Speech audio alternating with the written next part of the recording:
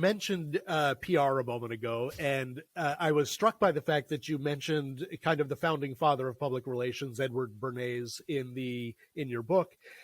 I was also struck by kind of the formula or recipe of sorts you laid out for how what you label addiction supply industries use in order to make their products more palatable in the general public and thus make sure that they're legal and available. This is what you wrote in the book. Addiction supply industries have powerfully shaped ideas about addiction for at least 100 years, in the process also shaping national and international policies, directly interceding in cultural norms, and generally trying to influence our core ideas about health and disease. This is the key part. The argument that the problem is located not in the substance, but in the person is one of their most time-honored arguments. And we see this come up time and time again with tobacco, with opioids. Even I thought about with guns. It's not the problem with the gun, it's the person who uses the gun. Who are the addiction supply industries? And can you talk a little bit more about how they use this PR formula to market their products and make sure that they remain legally available? So addiction supply industries sell products that have a special hold over us. And those include alcohol and other drugs. And it also includes, nowadays, we think about, say, sugar and processed foods. And the point is that certain products have a hold over us in a way that, say, broccoli doesn't. Tobacco has a sort of inelasticity to it, is the jargon term that the economists use.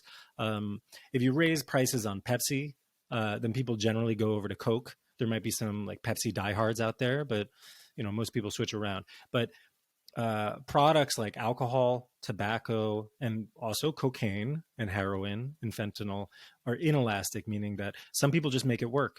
Some people just make it happen. And those products, by their very nature, suck people in and impel people to keep on using them. So addiction supply industries have long sought ways of disguising the harms of their products, and they put externalities out onto the general public. And the best example we have today are alcohol industries.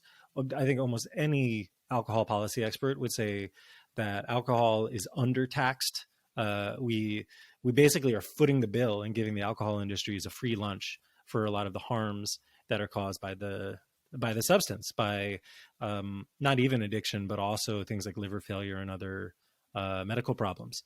So addiction supply industries have done this, like you said, for centuries and centuries. Some of the earliest examples I saw was not tobacco in the 1960s, so that was really bad, but tobacco in the 17th century, when Parliament was debating tobacco in, say, 1600, 1610, because English colonies were engaged in producing tobacco and it was central to their lifeline. It was closely interwoven with slavery. There were a lot of people who saw the problems and they saw the harms there.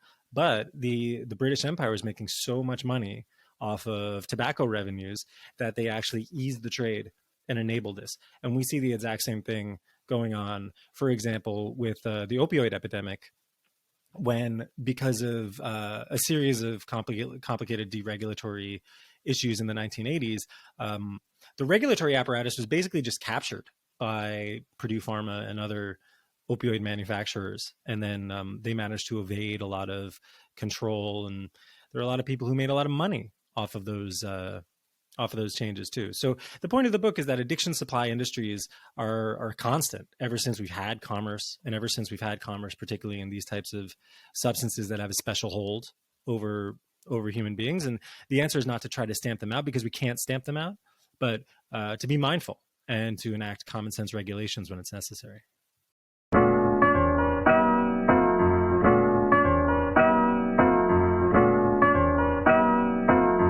Thanks for watching this video clip of the Speak Good podcast. If you'd like to hear the complete episode, please check out your favorite podcast directory and subscribe now. Thanks for watching.